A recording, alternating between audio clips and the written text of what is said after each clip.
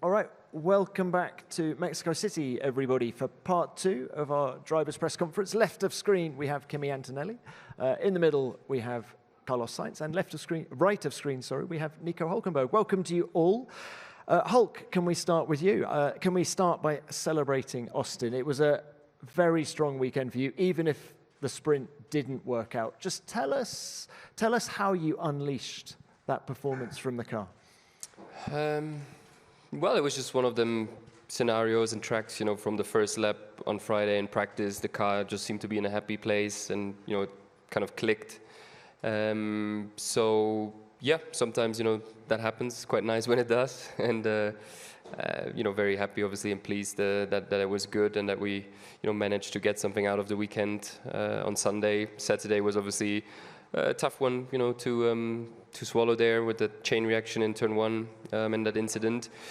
But yeah, all in all, happy to have scored some points again, and we'll obviously try to have a similarly good one here. But you never know. Well, can we talk about that? How much confidence does last weekend give you coming into this weekend? And do you think your car's going to perform well in the high altitude here? Don't know, is the short and truth. I think obviously gives a good feeling coming, of last weekend, but, that doesn't guarantee or, buy you anything for free here. I think you have to just find a good rhythm again, a good harmony with the car and find the right window with tires and setup. So, yeah, we'll see when we hit the track tomorrow and get the few first laps done. And Nico, can we just throw it even further forward now and look at some of the remaining races, just the 10 points between yourselves and Aston Martin in the Constructors' Championship? How do you see that battle? Do you think you're going to have the advantage at most of the races coming up? I don't think so. I don't think any one of us there in the midfield has really an advantage. I think we're all really close, with each other, and it really depends, on the lap and quality, on the day form, a little bit then track specific and track dependent, like it usually is. But I think it's all to play for us, but for a few other teams as well. So it's just about having clean, good weekends, maximizing the opportunity and potential. All right. Well, look, best of luck this weekend, Nico. Thank you very much for that. Carlos and Kimi, great to have you with us. Just all good after last weekend between you? Yeah, why? Pregnant pause. Kimi, all good?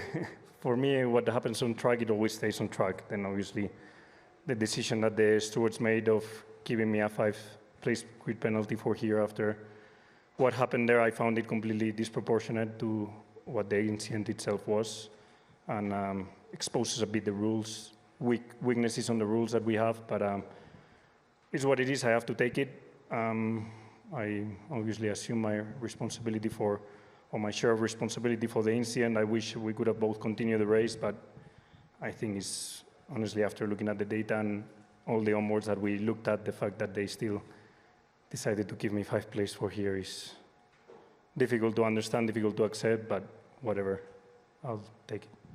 Kimi? I mean, it's it was a shame because we're both in a decent position, and obviously with the contact, we basically ended both of our races. And I have a different view on the crash. Carlos has his view, but is what it is. And now we move on. It was a frustrating afternoon for you in the end. Just what positives do you take from the Austin weekend?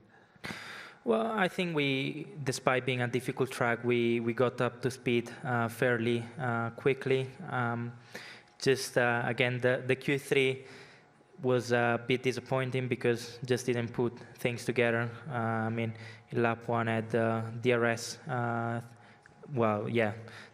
with the button on the bump, kind of triggered the button, so the DRS didn't open. So there was a couple of places in the grid without that. So it was a bit disappointing, but still the race had a decent start and pace was looking okay, especially after the contact.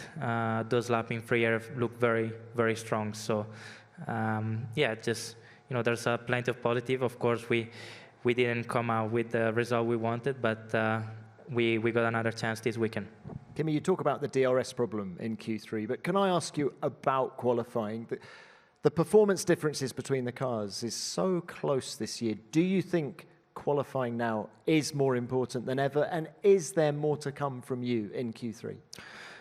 Well, for sure, quali, track positioning this year has been basically everything. Also, lap one, it can really make the difference, depending where you are. If you're able to gain some places at the start, there's a very high chance that you're going to maintain them, just because, clear air is so powerful and so much easier to drive in clean air. So I think, qualifying is very important, and especially this year with the gaps being so close, it's really important not to make any mistakes, because otherwise you get very punished. And for sure, within me, there's more to come when it's about Q3. I think it's more about understanding how to put more things together, especially when we come into the final stages of qualifying. And I think if I can make that click, then it can be a different story. Okay, good luck with that. Thank you. And Carlos, coming back to you, you've already spoken about the 5-place penalty. Just how does that change your approach to this weekend?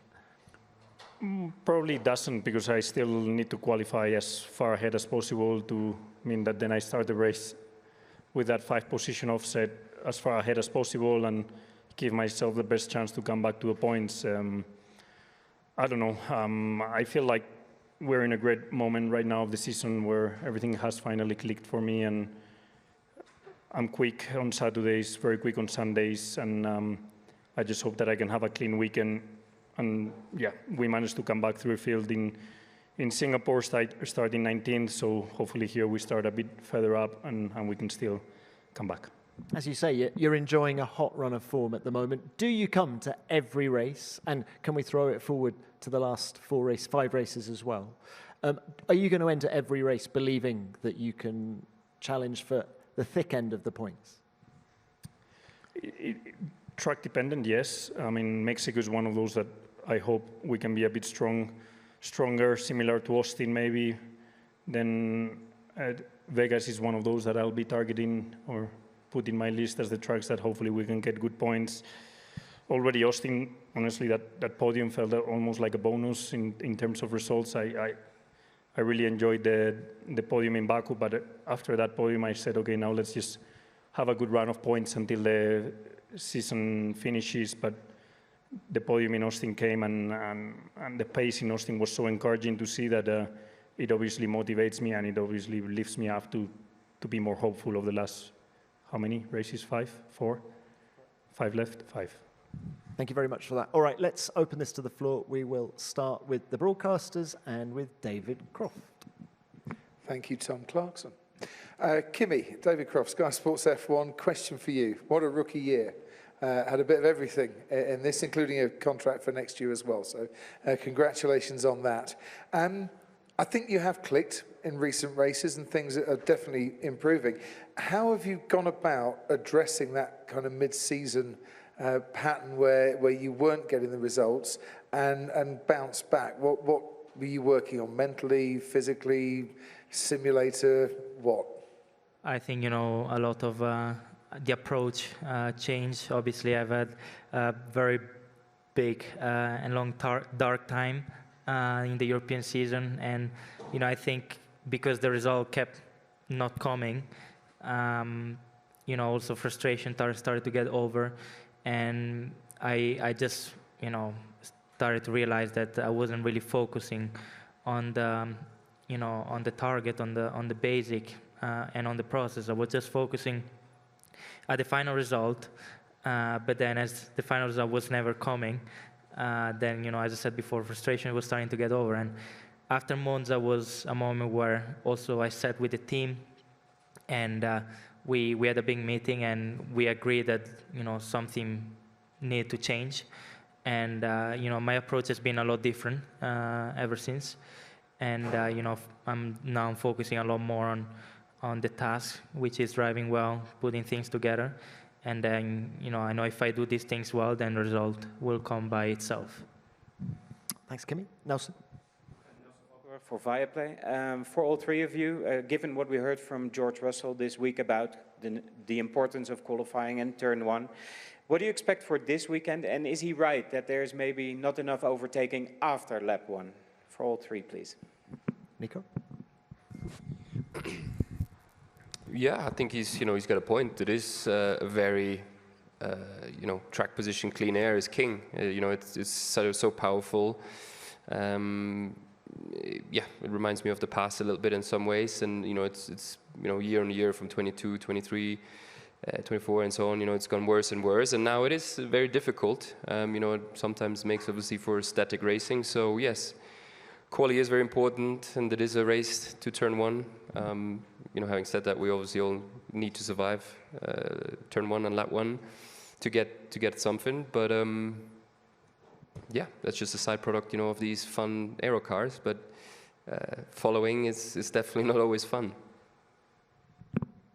Yeah, I agree. I think it's a combination of factors. I think through the years, the cars have become, since 22, which I remember, it was really easy to follow, and you were almost in some tracks better off being behind than in front for the DRS and the DRS catch. And I remember Jeddah, Bahrain, there were a lot of on-track battles. To now that the cars have developed into being very difficult to follow. If at the same time you add the fact that the tires have become more robust, less degradation, it's more difficult to achieve any kind of tire delta that allows you to overtake. So when the two patterns go in favor of less racing and less racing action, you end up with one-stop boring races that we're tending to have more this year. As F1, I think we just need to try and be a step ahead of that and try and predict when that's going to be the case, and maybe work around with Pirelli or the teams to know what can we do to make sure that the races remain always on the limit of the one stop, to at least have some kind of tire delta, or maybe do something with the rule tweaks, maybe to extend the DRS zones a bit. But I always feel like in F1 we are chasing rather than trying to be a step ahead of what's happening on track.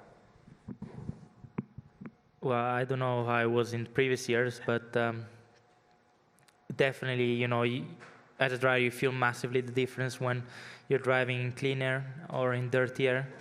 And I think, also because Pirelli has improved the tire, the tire is more robust. It allows you to do longer stints, so there's less degradation. And also with the pace of the car being so close, it's really hard to generate pace advantage. Even if you have a couple of tenths on the car in front, it's very difficult to be able to overtake. So, I remember also Singapore. Charles was having some issues, and because of that big pace advantage, and still I did 40 something laps behind him. Okay, Singapore is not the easiest track to overtake, but it was really hard to follow close. So I think it's difficult, and that's why quali and lap 1 is super important. Thank you, Kimi. Yep, next. Tom Slafer, DAZN Spain. Question for Carlos. Carlos, we're coming to the end of your first season as a Williams driver. I guess the main goal starting 2025 was to adapt, which you did fairly. Side goal might be to have some good results, so you had 2 podiums. Coming now to the last 5 races of the season, what is the goal that you have in mind? Do you have something specific that you want to work on, or is it just building momentum for 2026? I think you said it well there at the end. I think it's building momentum, and I feel that momentum has been building since the good result in Baku and things starting to click a bit more for me.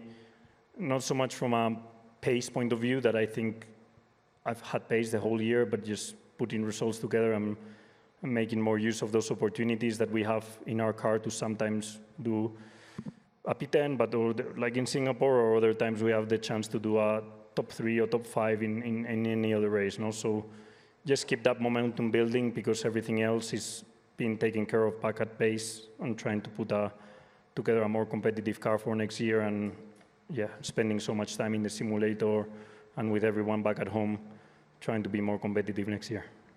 Thanks for that. Next, yeah. Tim Herney, TSN. Question for all three. With Max's win at the end of the Austin Grand Prix, he's cleared away a triple-digit deficit following Zandvoort to the end of Austin. do all three of you think that he's capable of winning this year's Drivers' Championship? Thank you. I mean, if they're able to maintain this form, for sure. I think they've been improving the car, and obviously Max is doing the difference as well. So I think also Pro is in some ways in a better position than the other two because he's got nothing to lose, so he's going for it.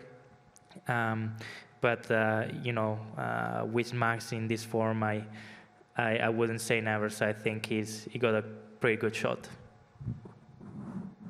Yeah, I agree. I think with that philosophy of nothing to lose, everything feels less pressure on your shoulders, and you just go and send it. And I think he's maximizing his chances with that philosophy. I think with the tracks that are coming, especially Mexico, famous for its turn one, Vegas for overtaking, and also tricky turn one, the whole championship is opening.